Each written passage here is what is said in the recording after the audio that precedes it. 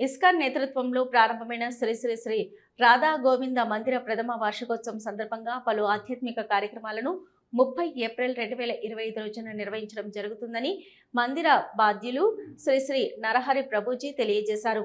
ప్రథమ వార్షికోత్సవంలో భాగంగా ఏప్రిల్ 30 శుభ సాయంకాలం వేళ 5:30 నుంచి అభిషేకం, మహానివేదన, హారతి సేవ కార్యక్రమాలను ఇస్కాన్ మందిరంలో నిర్వహించిన తర్వాత సాయంత్రం 6:30 నుంచి 8 గంటల వరకు శ్రీ శ్రీ రాధా గోవిందుల పల్లకి సేవ అలకాపూరి కాలనీలో అపార భక్తి ప్రపత్తులతో నిర్వహించడం జరుగుతుందని తెలిపారు.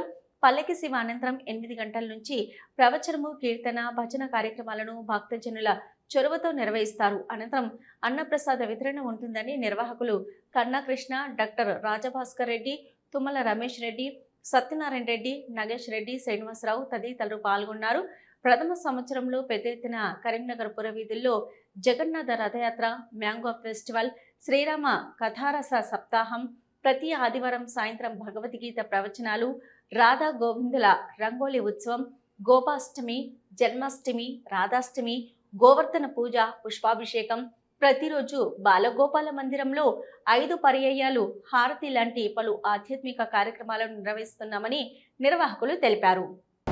మన ఉజ్వల పార్క్ సమీపంలో అంటే ఎన్టీఆర్ స్టాచ్యూ దగ్గరలో ఈ నిర్మాణం చేసుకొని, ఈ బాలాలయం నిర్మాణం చేసుకొని రేపటికి విగ్రహ ప్రతిష్ఠ చేసుకొని రేపటికి 1 సంవత్సర కాలం అవుతున్న సందర్భంగా ప్రథమ వార్షికోత్సవాన్ని నరహరి ప్రభుదాస్ గారి ఆధ్వర్యంలో ఘనంగా కార్యక్రమాలు చేస్తున్నాం.